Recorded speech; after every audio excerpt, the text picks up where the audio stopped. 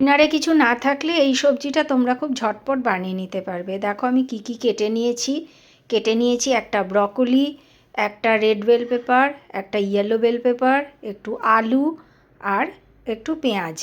তোমরা বিন গাজরও দিতে পারো, থাকলে কড়াইশুঁটি, যেটা যেটা তোমাদের ঘরে অ্যাভেলেবেল থাকবে দিতে পারো। দিয়ে নিয়ে নিয়েছি একটু রসুন আর সসেজ আর কাঁচা লঙ্কা স্বাদ মতো। তো সসেজগুলো আগে ভেজে একটু হালকা করে ভেজে তুলে নিলাম। ওই তেলের মধ্যে একটু রসুন দিয়ে দিলাম থেতো করে। সেই রসুনগুলো একটু ভাজা ভাজা হওয়ার পরে ছেড়ে দেবো ওই কেটে রাখা সবজিগুলো।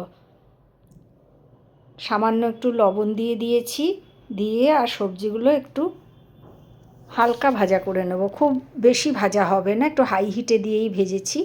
দিয়ে দিলাম একটু রেড চিলি সস, দিয়ে আবারও একটু নাড়াচাড়া করব। আর দিয়ে দিলাম সামান্য একটু সয়া সস,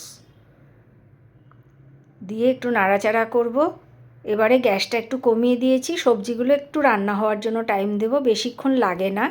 দিয়ে দিয়েছি কাঁচা লঙ্কাগুলো আর দিয়ে দিলাম এই সসেজগুলো। এবারে এই সব সবজিটা একটু মিনিট 2-3 নাড়াচাড়া করলেই এই সবজিটা তৈরি হয়ে যায়। এটা রুটি দিয়ে খেতে বেশ ভালো লাগে আর ঝটপটও হয়ে যায়। অনেক সময় বানাতে কিছু ইচ্ছে করে না রাত্রে, তো আবার বাইরে থেকেও খেতে ইচ্ছে করে না, তখন এই সবজিটা তোমরা বানিয়ে দেখতে পারো। আর তোমরা কারা কারা এটা বানাও আমাকে কমেন্ট বক্সে অবশ্যই জানিও।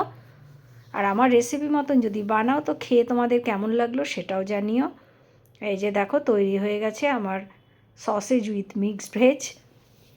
তো ভিডিওটা আজকের মতন এখানেই শেষ করলাম। সবাই খুব ভালো থেকো, টাটা।